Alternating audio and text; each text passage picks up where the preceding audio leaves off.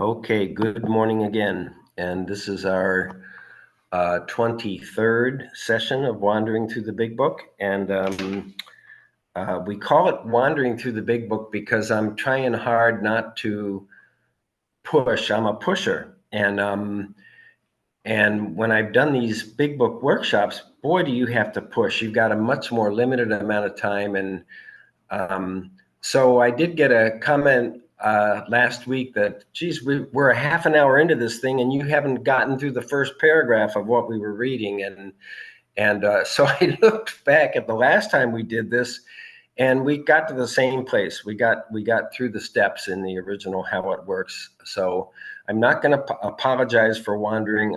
I'm sorry if it's frustrating for anybody.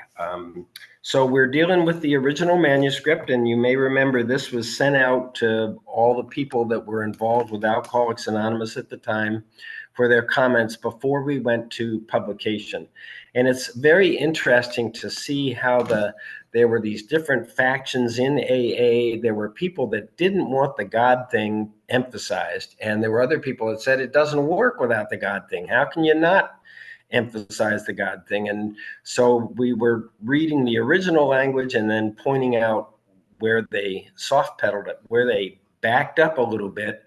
And the other really significant change is they changed from saying you, because they kept saying you can't do this, you can't handle it, you lack power, blah blah blah, to saying we, and talking about the truth of their experience and going on from there.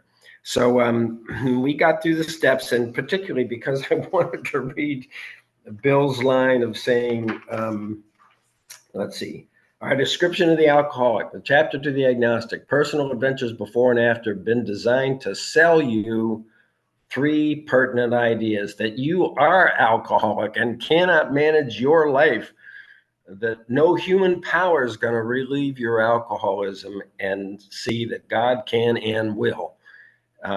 If you're not convinced on these vital issues, you ought to reread the book to this point or else throw it away.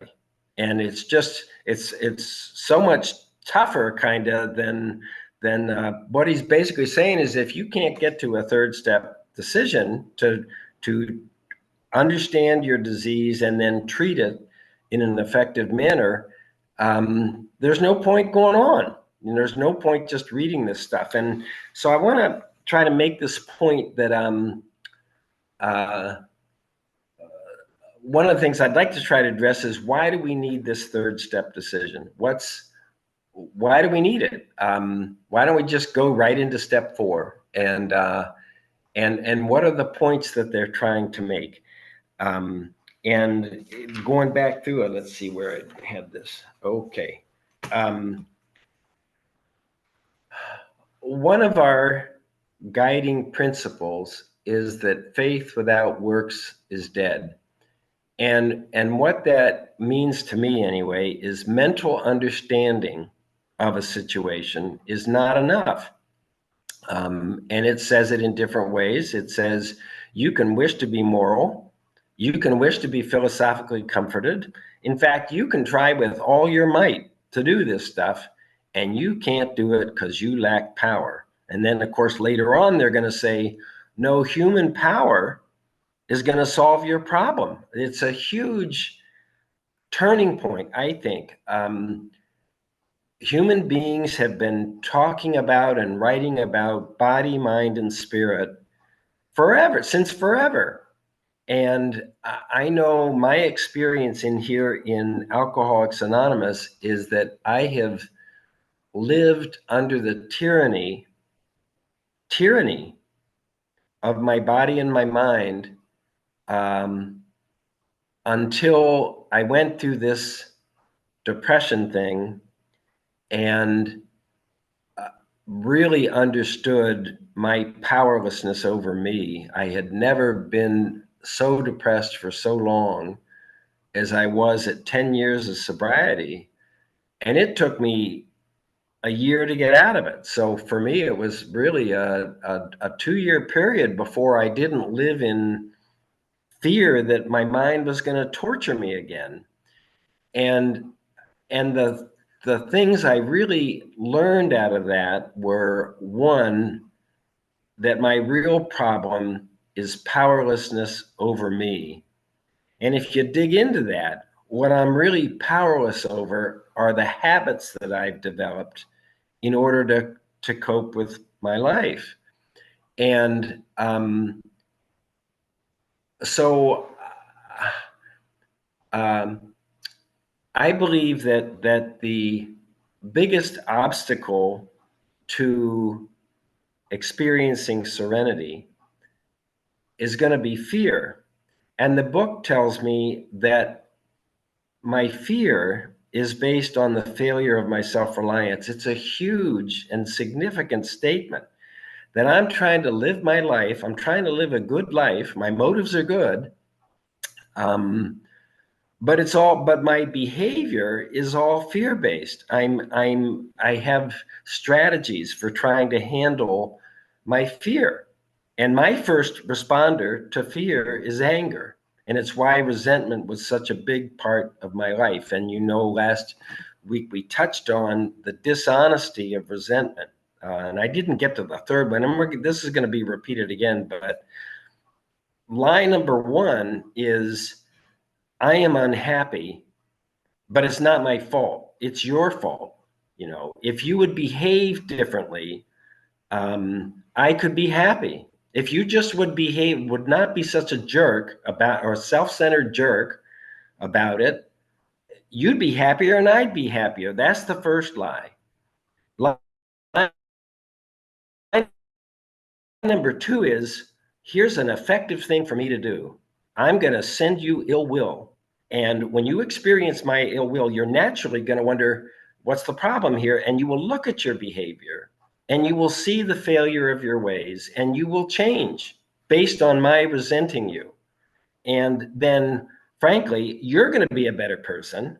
I'm going to be able to be happy, and the world will be a better place, all because of the positive power of resentment. And there's a third level.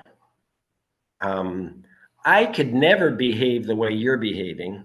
I would never do this to another person. And that's actually what gives me the right to resent you. At least in my experience, I've found that when I resent somebody, it's because they're in my way of my ambitions for what I want to have happen. And my mind believes if my ambitions are not fulfilled, I can't be happy. I'm getting off. I didn't want to get off on that, but I neglected to mention that third level where I could never do what you're doing. I could never be the person that you're being. So, at any rate, anger is my first responder to fear. And I know today, I don't usually feel the fear, but I know today when I get angry, annoyed, irritated, whatever, with anything, it's because there's some kind of fear operating, and that's how I respond. The other responses are fly away, disappear, take off, or disappear, try to make yourself unseen in some other kind of way. So, but here's the point I'm trying to make. I know my body is alcoholic. I know I can't drink in safety. I know I have an abnormal reaction to alcohol. I also know I'm not normal mentally.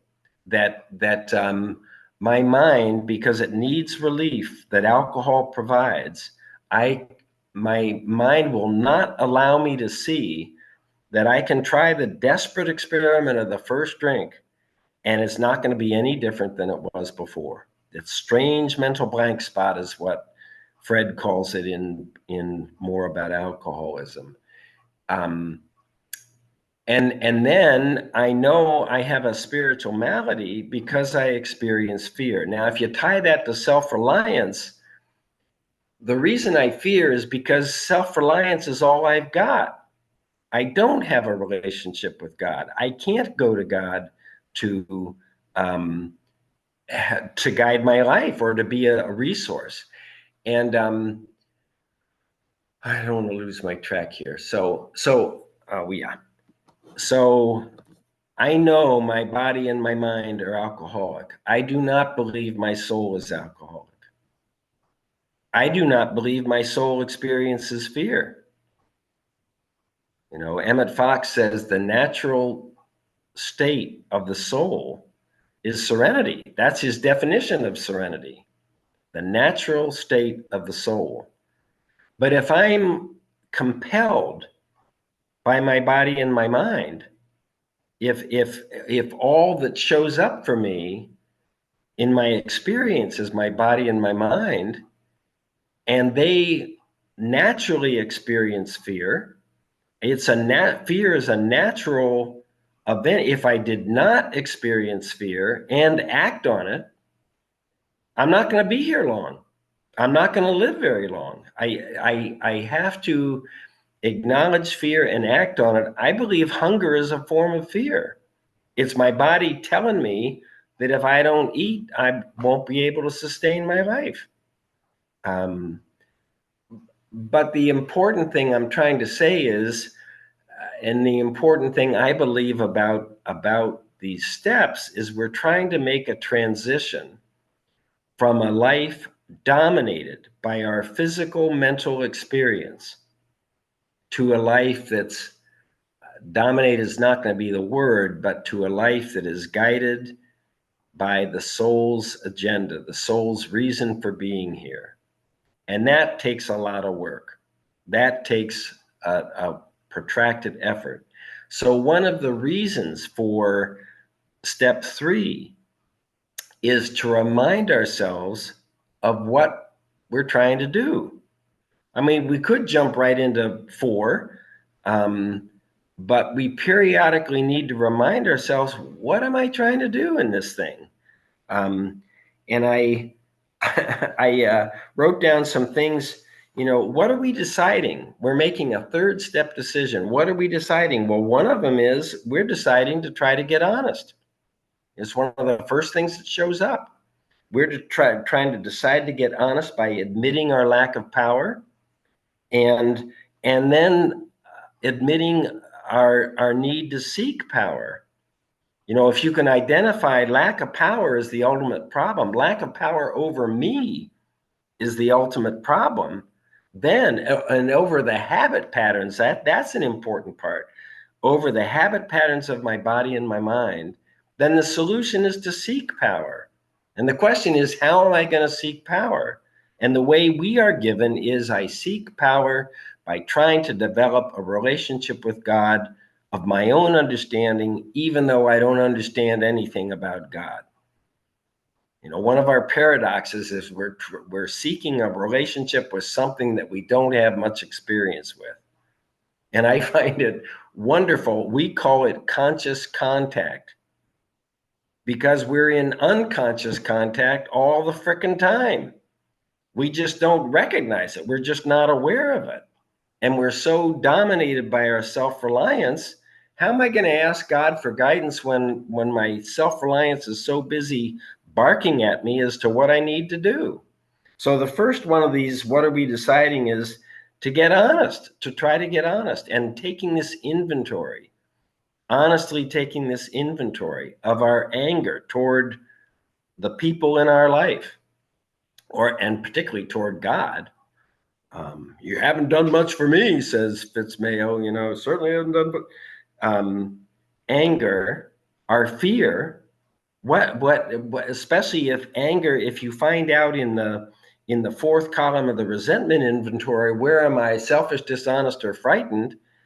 You find that fear. It leads you right into the fear inventory. And the challenge of the fear inventory is continuing to ask the question, why am I afraid of that? Okay, let's say this happens. I get anxious when I travel. What do I get anxious about? My baggage is not going to make the connection, or I'm not going to make the connection. Well, why does that bother me? And the answer is because what I'm really worried about is my powerlessness over my reaction when the baggage doesn't make it or I don't make the connection. I go nuts inside. And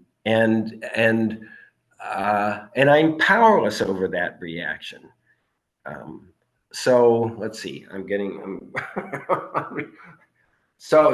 that's why it's so important to review our resentment, our fear, and then our sense of remorse. And remorse is a little bit trickier, but we'll get to that eventually. Okay. Oh, what are we deciding? We're deciding to follow directions. When we were reading that stuff, they kept using the word directions as opposed to our path. We're making a decision to try to follow somebody else's directions, not the directions from here, but the directions from this spiritual tradition. We're deciding to try to let go of our old ideas. And we talked last week about how hard that is, at least how hard that is for me. I don't want to let go of my old ideas. They make me feel safe. I think I've figured out the world, and my old ideas make me feel safe. And worse than that, I'm trying to prove that they're good ideas. They're good old ideas. They're not non-working old ideas. They work. We're deciding to deal with our cunning, baffling, and powerful reaction to alcohol.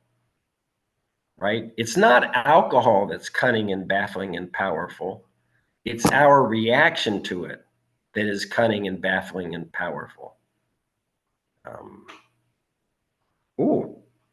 We're deciding to recognize our lack of power and our need for God. Right? ABC. You cannot manage your own life.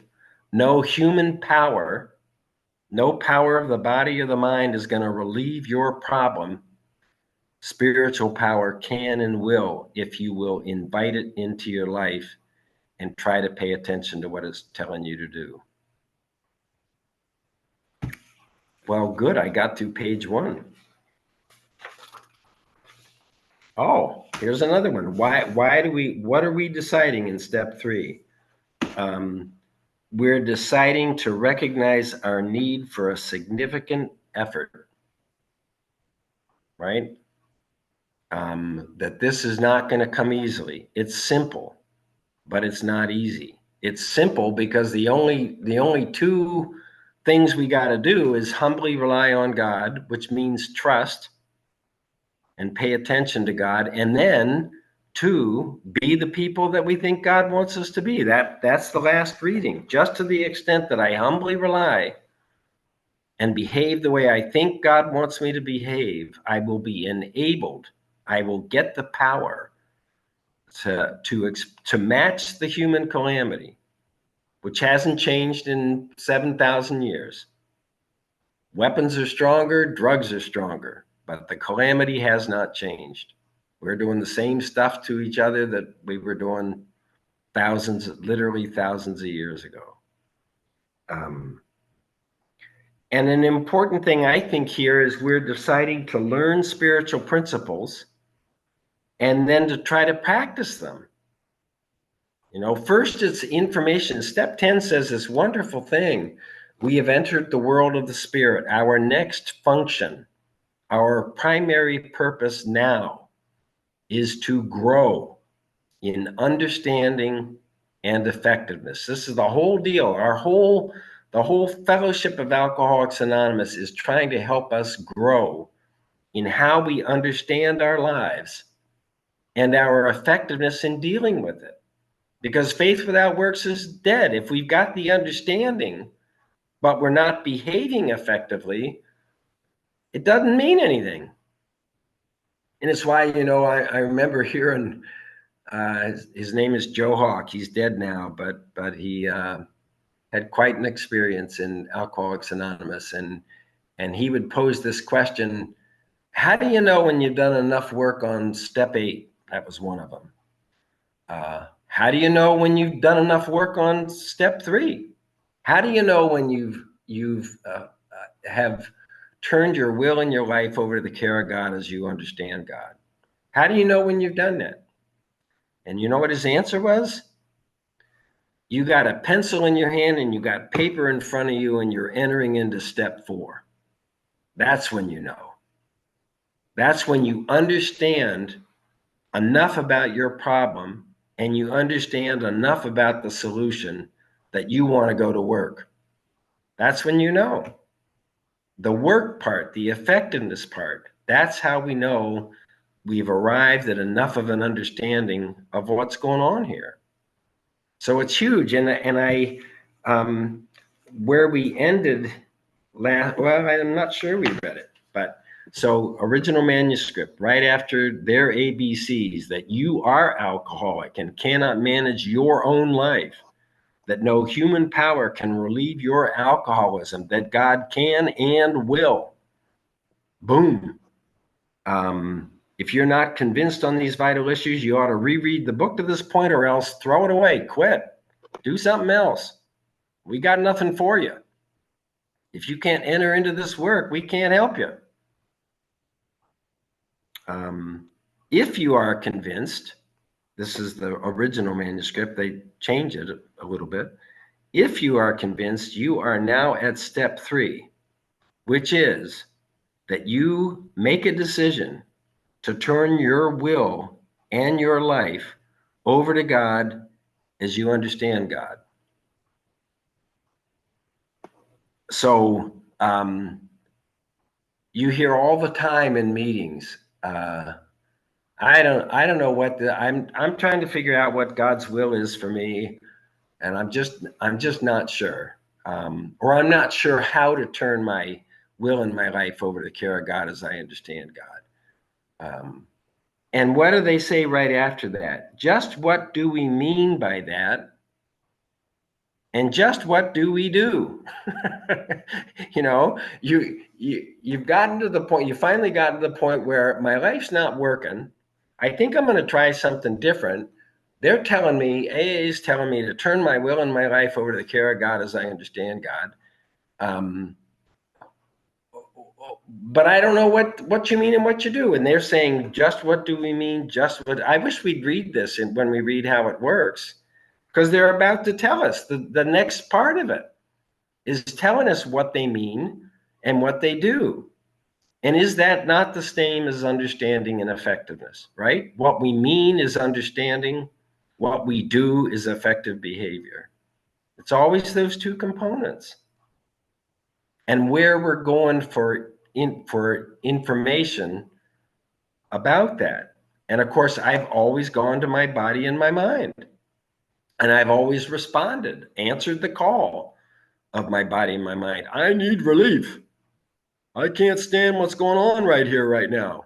How are we going to get relief? And I got lots of ways that I can get relief. The one that worked the best, of course, was alcohol. So then you wind up, we asked that question, anybody having trouble staying away from a drink today? Maybe some conversation takes place, maybe it doesn't. You change that question. Anybody need relief from their thinking today? Instead of, having trouble staying away from a drink, you'd have quite a conversation.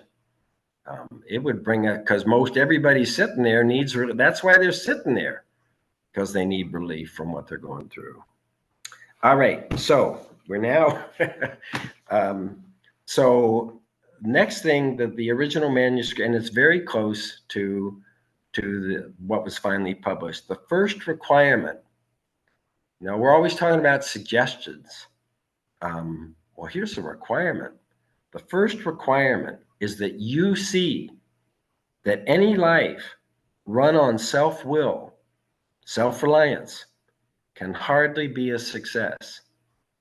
Now, later on, it's gonna say, first of all, you got to quit playing God. And as we've said often, I don't even understand what you mean by playing God. And I find out eventually resentment, fear, and remorse is me playing God. That's how I play God. I decide to change the world by resenting you as a way to make the world a better place. I decide that fear is the worst, so I'm going to do whatever it is to get away from my fear. So I'm sure many of you have heard that when you get to this section of the book, we switch, whether it says you or we switch it to I, and we see whether or not the statement rings true. So I'm going to start reading this thing. with I statements, because every bit of this is true for me. And this is how I gain in identification with the truth of what this program is trying to do. The first requirement is that I see that my life run on my self-reliance has not been a success. You know, we say my best thinking got me here. I did the best I could. I did the best I could. And I wound up in the Fellowship of Alcoholics Anonymous without a clue. You know, one of my AA friends says, I remember with great clarity every word that was spoken at my very first meeting of the Fellowship of Alcoholics Anonymous. Pause.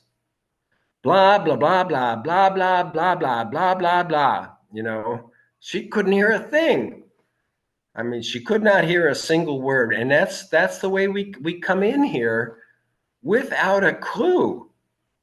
And yet I will tell you that the exact nature of my wrongs is I think I know what to do. I think I can think the truth. I think my self-reliance has given me good information. And to get to the point where, you know, I heard somebody say they saw a bumper sticker that said, don't believe everything you think, I think it said. And it took me a while. Don't believe everything you think. Oh, what am I going to do if I don't believe what I think? My whole life is based on what I think. You know, don't believe and for me now it's don't believe anything you think. And then that gets confirmed in step 11, in the second part of step 11 on awakening. We ask God to direct our thinking. And we ask God especially to divorce our thinking from self-pity, self-delusion, self-seeking. The only thing the typical human being is thinking about. Under these conditions, we can use our brains with assurance.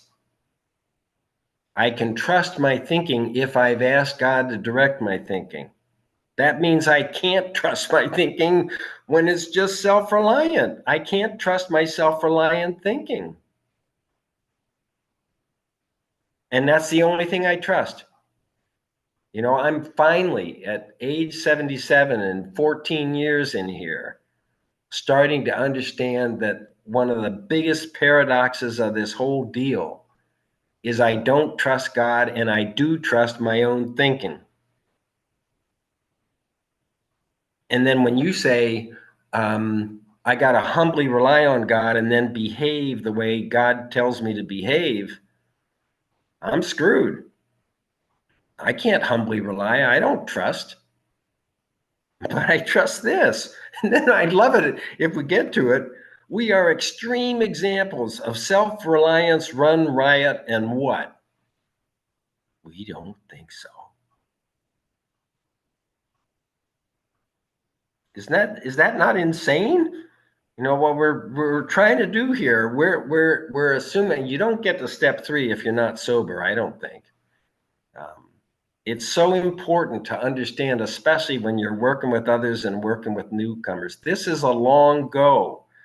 You know, I would hear people say, if it took me 20 years of wandering into the wilderness, I'm not going to get out of the wilderness by next Thursday, regardless of how hard I work at this. This is a long go. This is first about getting sober. And second, it's about getting sane, coming to a healthy and wholesome response to our lives. And the last piece to come is serenity. And that comes not as a goal, that comes as a byproduct of humble reliance and behaving the way God wants me to behave, of understanding what kind of life my Creator wants me to live here on planet Earth, and then having effective behaviors to live that life. First requirement is that I see that any life run on self-reliance has not been a success. On that basis, I am almost always in collision with something or somebody, even though my motives may be good. I've had a pretty clean life. My motives have been pretty good. Um, but this is absolutely true for me. I try to live by self-propulsion. That's self-reliance. That's not understanding God's goal for me in this life. I am like an actor who wants to run the whole show. You bet.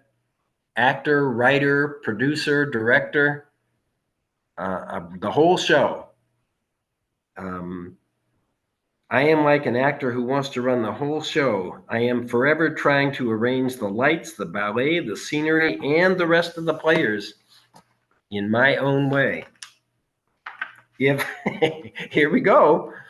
If only my arrangements would stay put. If only people would do as I wish, and I'm going to resent them if they don't to try to get them to do as I wish, the show would be great. I'm convinced I know how the show should turn out. Everybody, including me, would be happy, would be pleased. Life would be wonderful. In trying to make these arrangements, I may be sometimes quite virtuous.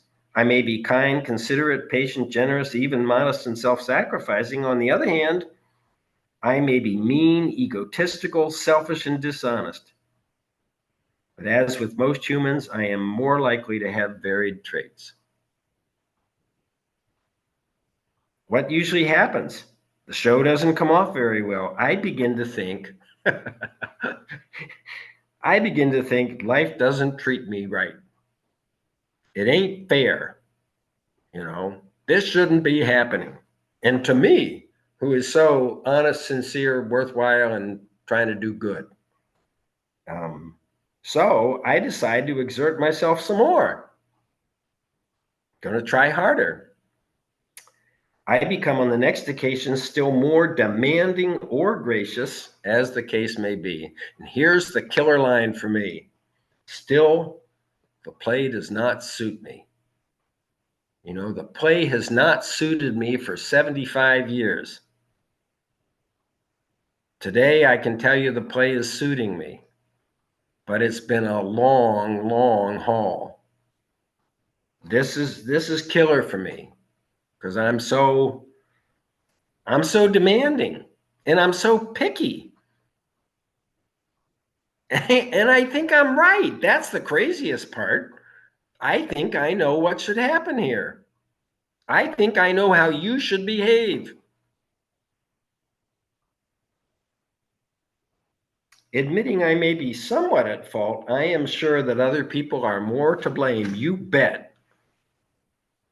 I become angry, indignant, self-pitying. What is my basic trouble? Am I not really a self-seeker, even when trying to be kind, giving to get? Enneagram type 2. Here's another one. Yes, sir. Am I not a victim of the delusion? The third one, another form of dishonesty is self-delusion. I've been honest out there with the world. I have been terribly dishonest inside my own mind. Am I not a victim of the delusion that I can rest? Now that comes from wrestle, right? That I can wrestle satisfaction and happiness out of this world if only I can manage well. Now, how does that line up with our lives have become unmanageable and whether or not I'm honestly admitting that my life has become unmanageable? Is it not evident to all the rest of the players that these are the things I want? I want life on my terms. I don't want life on God's terms or on human terms. A line that I cherish is I was a tax guy, right? I was a tax professional. And so there's a moment when the Pharisees are bugging Jesus about taxes to the Roman Empire and trying to get him to say these taxes are ridiculous. Don't pay these taxes. And And so Jesus asked, well, whose face is on the coin of the realm? And they say, Caesar. And then he says, well, render unto Caesar that which is Caesar's, and render unto God that which is God's.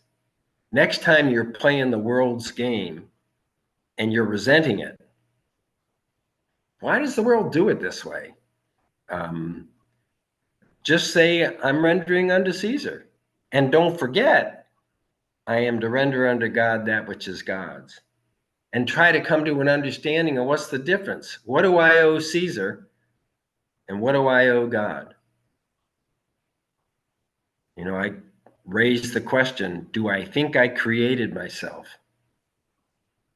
And part of the answer, part of why I think that's an important question, and I get into confusion about human experience versus spiritual experience, because I know I can do things with regard to my mind and my body. I can make a change. But when it gets to my soul, when it gets to my soul, I know I did not create my soul. And I know I don't really have a clue as to why my soul is here. I mean, I have some clues, but, and yet I think that's the hardest step 11. Praying only for knowledge of why am I here? What is God's primary purpose for my life? Not what is Jack's primary purpose for Jack's life, because that's all ease and comfort. Trying to have a good time. What is God's purpose for my life?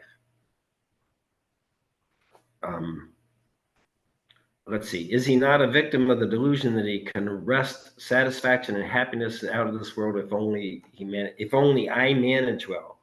Is it not evident to all the rest of the players that these are the things I want? And do not my actions make each of them wish to retaliate, snatching all they can get out of the show? Oh, and then here's another killer line. Am I not, even in my best moments, a producer of confusion rather than harmony? Whoa. Next time you walk into an AA meeting, ask yourself, ask your higher power, let's see, I don't want to be a producer of confusion. I'm going to a thing that has saved my life. I'm about to walk into a room that has made an enormous difference in how I'm experiencing my life. Am I going to be a producer of confusion or harmony? And then tie that into the first tradition or second tradition. Personal recovery depends upon AA unity. Am I a producer of unity or disunity in a meeting of the Fellowship of Alcoholics Anonymous? Am I not, even in my best moments, a producer of confusion rather than harmony? This is where I need understanding and effectiveness.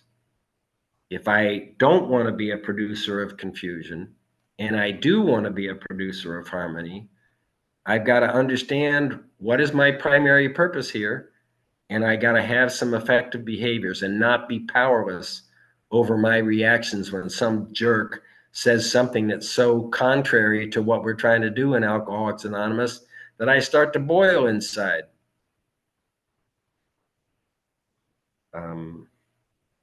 Our actor is self-centered. I am self-centered, egocentric, as people like to call it nowadays. I am like the retired businessman who lolls in the Florida sunshine in the winter, complaining about the sad state of the nation.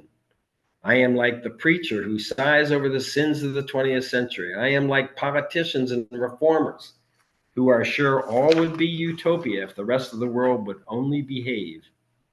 I am like the outlaw safecracker who thinks society has wronged him. I am like the alcoholic who has lost all and is locked up. Whatever their protestations are, whatever my protestations, am I not mostly concerned with myself, my resentments, my self-pity? And then it's gonna really nail us. Selfishness, self-centeredness is the root of my troubles. driven by 100 forms of fear, self-delusion, self-seeking, self-pity. I step on the toes of my fellows and they retaliate. Sometimes they hurt me seemingly without provocation, but I invariably find that at some time in the past, I have made decisions based on self, which later placed me in a position to be hurt. So my troubles, I think, are basically of my own making. They arise out of myself. And I am an extreme example of self-will run riot, and I don't think so. Above everything, we alcoholics must be rid of this selfishness. I must be rid of this selfishness. I must, or my selfishness will kill me. Why? Because I'm going to need relief from my own selfishness, and I'm going to drink. And if I drink, I'm going to die. God makes that possible, and there is no way of entirely getting rid of self without God's aid.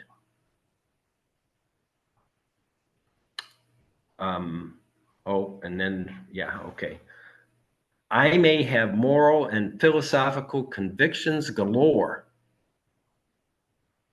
but I can't live up to them even though I would like to. I got the understanding, right? I got the understanding of what my life is about, but I don't have the power to live up to them. I don't have effective behavior. Neither can I reduce my self-centeredness much by wishing or trying on my own power. I must have God's help. Okay, so the most important thing here for me is that the third step decision is my decision to try to live in relationship with my Creator. A couple of pages after the bedevilments have said we are having trouble with personal relationships. You know, if you're having trouble with personal relationships, do you think you can have a good relationship with God? Right? Do you think you can have a great, loving, trusting relationship with God and not have but have terrible relationships with other people? Our problem is relationship. We're so self-centered, we have trouble living in relationship.